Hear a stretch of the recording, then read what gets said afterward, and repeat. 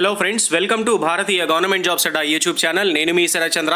రీసెంట్గా మనం India government mint నుంచి జూనియర్ ఆఫీస్ అసిస్టెంట్ ఉద్యోగాలకు నోటిఫికేషన్ విడుదలైంది అన్న విషయం మనం అయితే డిస్కస్ చేసుకున్నాం కదా. అయితే దానికి సంబంధించి ఫుల్ ప్లెడ్జ్డ్గా నోటిఫికేషన్ అయితే విడుదలవడం జరిగింది.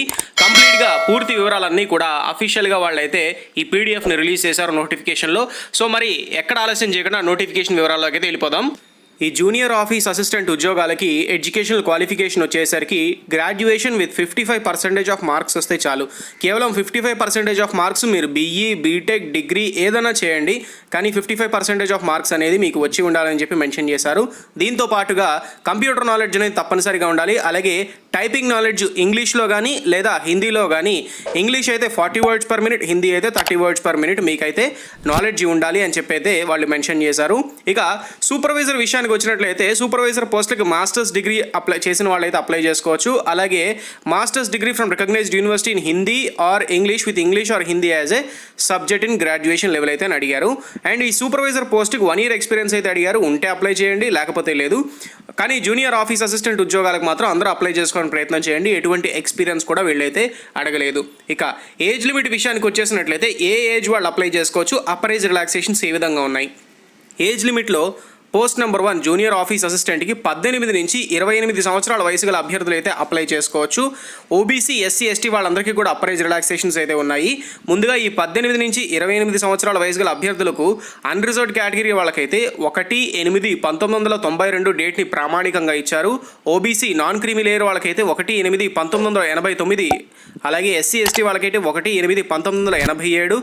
మిగతా కేటగిరీస్ ఏవైతే ఉంటారో ఇవైతే ఇప్పుడు చెప్పుకున్న ఓబీసీ, ఎస్సీ, ఎస్టీ కేటగిరీ వాళ్ళకైతే ఓబీసీ నాన్ క్రీమీ లేయర్ వాళ్ళకి 3 సంవత్సరాలు upper age relaxation, SC, ST వాళ్ళకి 5 సంవత్సరాలు, ఎక్స్ సర్వీస్ మ్యాన్ వాళ్ళకైతే అన్రిజర్వ్డ్ కేటగిరీలో 3 సంవత్సరాలు, ఓబీసీ, ఎన్సీఎల్ అయితే 3 సంవత్సరాలు ప్లస్ 3 సంవత్సరాలు మీ తాలూకా సర్వీస్ బట్టి ఉంటుంది. SC, ST, ex service man వాళ్ళకైతే 5 సంవత్సరాలు ప్లస్ 3 సంవత్సరాలు అనేది మీ తాలూకా సర్వీస్ బట్టి మీకు అయితే ఇవ్వడం జరుగుతుంది.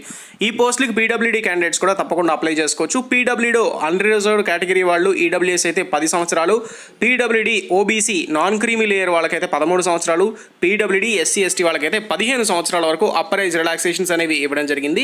Women candidates who are widowed, divorced or judicially separated from హస్బెండ్కి అయితే అన్రిజర్వ్డ్ 33 సంవత్సరాలు, ఓబీసీకి నాన్ క్రీమీ లేయర్ 36 సంవత్సరాలు, ఎస్సీ, ఎస్టీ వాళ్ళకి 38 సంవత్సరాల చొప్పున ఈ విధంగా వాళ్ళైతే అప్పర్ ఏజ్ రిలాక్సేషన్స్ ఇచ్చుకుంటూ వచ్చారు. అయితే గ్రాడ్యుయేషన్ పూర్తి చేసిన వాళ్ళలో కొంతమంది సిజిపిఏ గ్రేడ్ వాళ్ళు కూడా ఉన్నారు. వాళ్ళకైతే మాత్రం 55% ఆఫ్ మార్క్స్ అంటే 6.25 పాయింట్స్ అనేది మీకు వచ్చి ఉండాలి అని చెప్పి మెన్షన్ చేశారు. కాబట్టి సిజిపిఏ పాయింట్స్లో వచ్చిన వాళ్ళకి ఇదైతే మాత్రం దయచేసి గుర్తుపెట్టుకోండి. ఈ పోస్టులకి రిటర్న్ ఎగ్జామినేషన్ ద్వారా అభ్యర్థుల ఎంపిక అనేది ఉంటుంది. లక్కీగా మనకి ఎగ్జామినేషన్ సెంటర్ కూడా హైదరాబాద్లోనే ఇవ్వడం జరిగింది. ఇది చూస్తున్నారు మీరు స్క్రీన్ మీద, ఆన్లైన్ ఎగ్జామినేషన్ సెంటర్స్ అని. The online examination centre for the post code 1 and 2 and the typing test on computer will be conducted at Hyderabad test centre only. మీకు రిటర్న్ ఎగ్జామినేషన్ కనుక మీరు క్వాలిఫై అయినట్లయితే ఆఫీస్ అసిస్టెంట్కి టైపింగ్ టెస్ట్ కూడా conduct చేసి documents అన్ని verification చేసిన తర్వాత మీకు జాబ్ అయితే ఇవ్వడం జరుగుతుంది.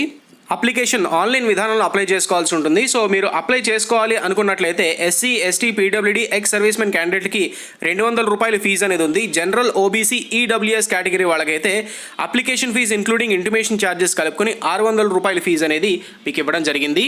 రిటర్న్ ఎగ్జామినేషన్లో వాళ్ళు ముందుగానే మినిమం క్వాలిఫైయింగ్ మార్క్స్ ఇచ్చేశారు. అంటే ఇంత మార్కులు వస్తే జనరల్కి, అన్రిజర్వ్ కేటగిరీ వాళ్ళకి వచ్చేసరికి 55% ఆఫ్ మార్క్స్ వస్తే చాలు. జనరల్, యూఆర్కి 55% ఆఫ్ మార్క్స్ వస్తే చాలు రిటర్న్ ఎగ్జామినేషన్లో అని చెప్పి అయితే వాళ్ళు మినిమం క్వాలిఫైయింగ్ మార్క్స్ని ముందే అనౌన్స్ చేయడం జరిగింది. కాబట్టి ఇది ఒక ప్లస్ పాయింట్ అనే మనకి చెప్పుకోవాలి. ఇక ఈ రిటర్న్ ఎగ్జామినేషన్లో సిలబస్ ఏ విధంగా ఉంటుందంటే general awareness with special emphasis on computer knowledge. ఏం లేదండి, జనరల్ అవేర్నెస్ అనేది కంప్యూటర్ నాలెడ్జ్ బేసిస్ మీద కొన్ని క్వశ్చన్స్ ఉంటాయి. జనరల్గా మీరు బ్యాంక్ ఎగ్జామ్స్, అలాగే ఎస్ఎస్సీ ఎగ్జామ్స్, రకరకాల ఎగ్జామ్స్ రాస్తుంటారు కదా, వాటిల్లో కంప్యూటర్ నాలెడ్జ్ క్వశ్చన్స్ ఏవైతే ఉంటాయో అవన్నీ జనరల్ అవేర్నెస్ కింద వస్తాయి. అందులో 25 ప్రశ్నలు ఉంటాయి, 25 మార్కులు ఉంటుంది. జనరల్ హిందీ అంటే మీరు హిందీ లాంగ్వేజ్ కనుక మీరు ఆప్ట్ చేసుకున్నట్లయితే, అంటే మీరు లాంగ్వేజ్ ఖచ్చితంగా ఆప్ట్ చేసుకోవాల్సి ఉంటుంది కాబట్టి జనరల్ హిందీ 50 క్వశ్చన్స్ అనేవి వస్తాయి, 50 మార్క్స్ ఉంటుంది. హిందీ అనేది జస్ట్ నార్మల్ బేసిక్ లాంగ్వేజ్ అండి. అది ప్రతి ఒక్కరికి ఇవాళ రేపు వచ్చే ఉంటుంది. జస్ట్ బేసిక్ మనం 10th క్లాస్లో ఏవైతే చదువుకున్నామో అదే వాటి మీదే మీకు క్వశ్చన్స్ అయితే ఉంటాయి. ఇది అందరికీ కూడా ఖచ్చితంగా రాయాల్సి అయితే ఉంటుంది. అయితే జనరల్ ఇంగ్లీష్ కూడా 50 క్వశ్చన్స్ ఉంటాయి, 50 మార్క్స్కి వస్తాయి. ఇక test of domain knowledge which includes Hindi to English and vice versa translation skills with includes Hindi and English comprehension. అంటే ఇందులో కూడా మీకు వచ్చేసి మీకు కాంప్రహెన్షన్ అనేది వస్తుంది ఇంగ్లీష్లో. అది 75 క్వశ్చన్స్ అనేవి మీకు ఇవ్వడం జరుగుతుంది. 75 మార్క్స్ అనేది ఉంటుంది. అంటే ఒక పారాగ్రాఫ్ ఇచ్చేసి ఒక పెద్ద పారాగ్రాఫ్ ఇస్తారు. పారాగ్రాఫ్ ఇచ్చేసి దాని కింద క్వశ్చన్స్ అయితే ఉంటాయి. అలా 75 క్వశ్చన్స్ వస్తాయి. 75 మార్కులకి అయితే ఉంటుంది. చాలా ఈజీగా ఉంటుంది ఎగ్జామ్. మీరైతే కొంచెం కష్టపడినట్లయితే ఈ జాబ్ మీకు వచ్చే అవకాశం అయితే ఉంటుంది. 120 minutes ఎగ్జామినేషన్ డ్యూరేషన్ అయితే దీనికి ఇవ్వడం జరిగింది. అప్లికేషన్లో వాళ్ళు ఇచ్చినటువంటి పోస్టులు ఏవైతే ఉన్నాయో ఆ పోస్టుల గురించి ఆల్రెడీ మనం డిస్కస్ చేయడం జరిగింది. మళ్ళీ ఇంకొకసారి అయితే నేను మీకు రిమెంబర్ చేస్తున్నాను. సో జూనియర్ ఆఫీస్ అసిస్టెంట్ ఉద్యోగాలు మొత్తం 10 ఉన్నాయి. ఇందులో అన్రిజర్వ్డ్కి 6, ఎస్సీకి 1, ఓబీసీ వాళ్ళకి 2 పోస్టులు, ఈడబ్ల్యూఎస్ వాళ్ళకి 1, టోటల్గా 10 పోస్టులు అయితే ఉన్నాయి. ఇందులో ఎక్స్ సర్వీస్ మెన్ వాళ్ళకి 1 పోస్టు, పీడబ్ల్యూడీ వాళ్ళకి 1 పోస్ట్ చొప్పున ఉంది. సూపర్వైజర్కి మాత్రం 1 పోస్ట్ అనేది టోటల్గా ఉంది. అది అన్రిజర్వ్డ్ కేటగిరీ వాళ్ళకైతే ఉంది. సో ఈ విధంగా ఇండియా గవర్నమెంట్ నుంచి రిలీజ్ అయిన నోటిఫికేషన్కి అప్లికేషన్ లాస్ట్ డేట్ వచ్చేసినట్లయితే మీరు ఆన్లైన్లో అప్లై ఎప్పటి నుంచి చేసుకోవాలంటే జూలై 1వ తారీఖు నుంచి చేసుకోవచ్చు. లాస్ట్ డేట్ జూలై 31వ తారీఖు అనేది మీకు లాస్ట్ డేట్ ఇవ్వడం జరిగింది. ఆన్లైన్ టెస్ట్ అనేది 1-2 కోడ్లు అంటే జూనియర్ ఆఫీస్ అసిస్టెంట్కి, సూపర్వైజర్కి కూడా ఆగస్టు లేదా సెప్టెంబర్ నెలల్లో మీకు ఎగ్జామినేషన్స్ కండక్ట్ చేయబోతున్నట్లుగా వాళ్ళు నోటిఫికేషన్లో ఇచ్చారు. డేట్ ఆఫ్ స్కిల్ టెస్ట్ కూడా చూసుకున్నట్లయితే అక్టోబర్ అలాగే నవంబర్లో మీకైతే స్కిల్ టెస్ట్ అనేది కండక్ట్ చేస్తారు. సో ఈ విధంగా ఇండియా గవర్నమెంట్ నుంచి రిలీజ్ అయినటువంటి central government job notification postings అన్నీ కూడా హైదరాబాద్లోనే ఉంటాయి. మన 2 తెలుగు రాష్ట్రాల వాళ్ళకి కూడా చాలా దగ్గరైనటువంటి లొకేషను. ఎక్కడెక్కడ ఉత్తరప్రదేశ్, బీహార్, జమ్మూ కాశ్మీర్ అలా పెద్ద పెద్ద ప్రదేశాలు, బాగా దూరమైన ప్రాంతాలు ఇవ్వకుండా మనకి దగ్గరలో ఉన్నటువంటి వచ్చిన అద్భుతమైన అవకాశం ఇదైతే. అవకాశం ఉన్న ప్రతి ఒక్కరు కూడా సద్వినియోగం చేసుకోవడానికి అయితే ప్రయత్నం చేయండి. వీడియో డిస్క్రిప్షన్లో అన్ని లింకులు ఉంటాయి.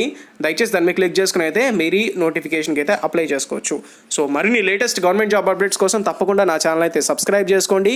ఎవరైనా సరే కొత్తగా ఛానల్ విజిట్ చేసినట్లయితే సబ్స్క్రైబ్ చేసుకుని లైక్ బటన్ అయితే ప్రెస్ చేయండి. Thank you friends. నేను మీ Sharath Chandra. Have a nice day.